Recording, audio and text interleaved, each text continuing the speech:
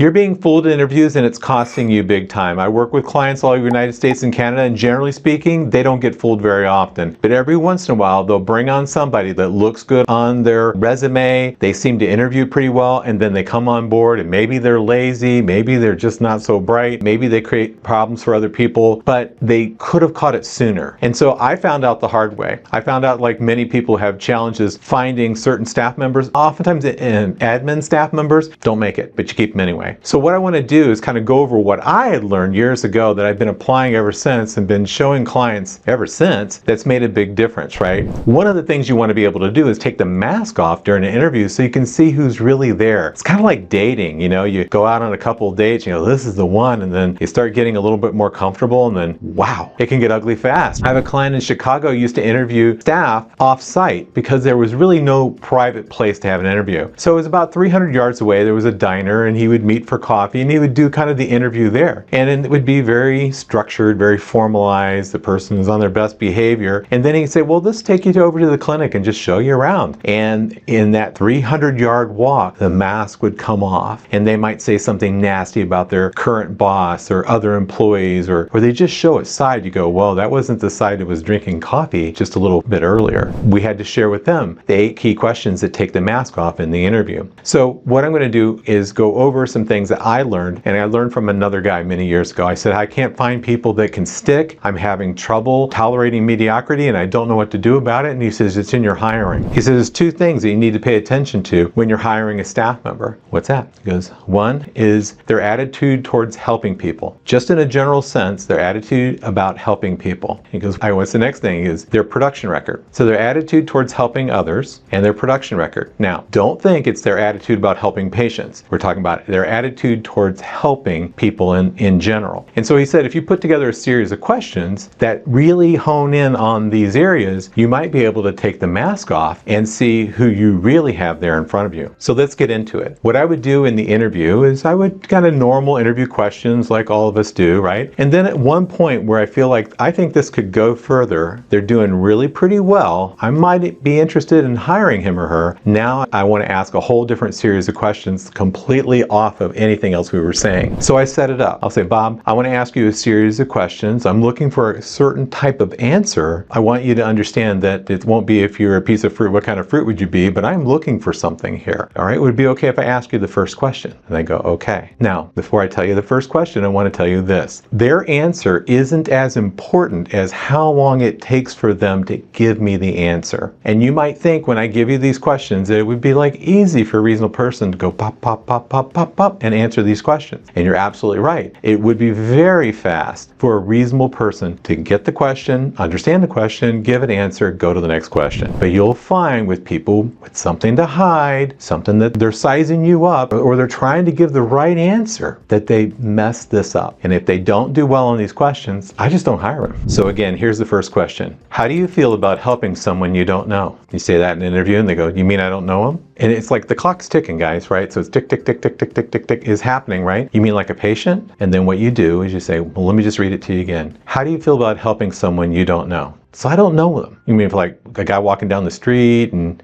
I don't know, it just says, how do you feel about helping someone you don't know? I mean, you're starting to get an idea about this person, right? Where a reasonable person would say, how do you feel about helping someone you don't know? And goes, well, every time I can, I do. You're like, okay. You don't go, give me an example. You know, I want to know more. It's just like, they've answered the question. That's all you care about. So how do you feel about helping someone you don't know? I don't know them. You don't know them. Okay. I'm pretty good about it, actually. I help people. Good. So that's that question number 1. Question number 2, if someone needed your help, how would you respond? Now, a reasonable person might say, right away. If I can get away, I'd go help them, sure. But I've had others who say something different. Are you trying to find out whether I would do somebody else's job? I've had that response. Now it just says here, if someone needed your help, how would you respond? Well, what's this all about? Is this like a patient situation or another staff member? Or is it like a guy on the street with the hood up of his car? I mean, can you give me an example? Like, I really can. It just says if someone needed your help, how would you respond? I mean, there's a lot of sickos out there, dude. Yeah, I know. So let me ask you the question again. If someone needed your help, how would you respond? I mean, it would have to depend on the situation. That's the answer to the question. Number 2 is done. Number 3. So you say question 3 with a little bit of enthusiasm. Tell me about a time when you helped someone. And most common response is, you mean like a patient? I don't know, it just says here, tell me about a time when you helped someone.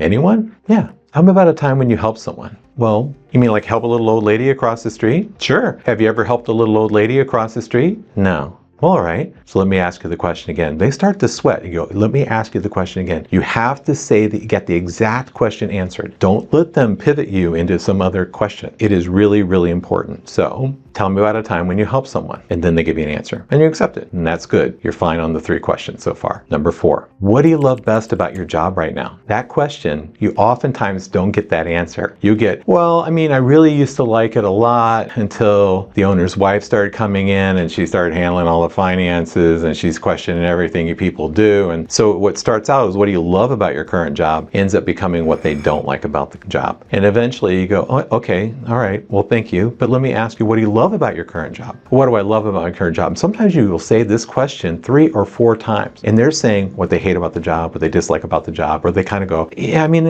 I like the people. Like, okay, whatever they give you as an answer is the answer. So the next question, what do you hate about your current job? Now, they might have already answered that when you said, what do you love about your current job? So it's, what do you hate about your current job? At that point, they might say, well, hate's kind of a strong word. And I go, yeah, I understand, but what do you hate about it? Now, for a clinician to say, I hate the documentation, I'm like, amen, brother. I agree with you 100%. But that's an answer, and I take it. They hate that. That's good enough for me. I don't have to dig any deeper. So that's the question. The next question that's very important, you got to look the person in the eyes because you got to see how they respond to this. Right? So you look them right in the eye and you say, what have you accomplished on your job, which is over and above what's normally considered of you as an employee? And it's really common, so common that I used to have a dictionary with the word accomplished or accomplish marked. And I'd have it on my desk. And I would have it there because people would say, what do you mean by accomplish? To complete, to make whole, to finish, accomplish. So let me ask you the question again. What have you accomplished on your last job, which is over and above what's normally considered of you as an employee? I've had people say,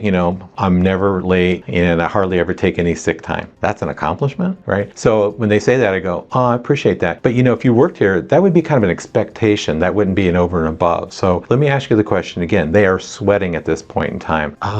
Well, and they may say nothing. And I have had that happen. And they were doing so great till we started asking these mask off questions. Now they're kind of squirming a little bit. Now they're getting defensive. Now they're sweating. You see their skin getting shiny, they're squirming a little bit in the seat. Not always. So what have you accomplished on your last job, which is over and above what's normally considered of you as an employee? And you'll get like, well, I take in students from 3 universities and, I'm a clinical instructor for all of them. I also do an in-service once a month on this, and this. So if they give you something like that, you look at, got to look them in the eye when you ask the question, got to look in their eye when they're answering the question, then you look them in the eye and you say, is there anybody there that can verify that? Now that doesn't mean you're going to call and verify it, you just want to see his response to the question. If they go, oh wow, they all died in a tragic plane accident or something like that, well, probably was making it up, right? But if he looks at you and goes, well, I wouldn't want you calling my current employers, but in my other job I did such and such, it's like, okay, is there anybody who can verify that? And they may say, yes, so-and-so, such and such, and you just want to look at them. It's not like you're going to pick up the phone and call them. You just want to see, do they flip out when you're asking for verification? And it's totally fine if they flip out about, please don't call my employer. Absolutely will not do that. What have you accomplished on your last job, which is over and above what's normally considered of you as an employee? Very powerful question. You got to look them in the eye. It's a key question in the interview process. And for me, this question, if it's not answered appropriately, they're out. Okay, this next one here, number 7. How do you feel about a job with a low base pay and a bonus based on performance with an understanding there's no limit to the amount of money that you can make, but if you don't produce, you're fired? Gotta look them right in the eye. A very valid response back to that particular question would be, well, how low is the base? And as soon as they say that, what you want to do is be able to say, Bob, let me make sure you understand something. I know that if I want you to work for me, I have to provide an offer to you that's fair, at least competitive across the market. But I want you to know that all future pay increases will be based on performance, how the organization is doing and how you're doing. So let me ask you the question again. And the guy might go, dude, every job I've ever had, I've outproduced everybody. So you're saying if I'm a top producer, I'll make more than other guys? That's exactly what I'm saying.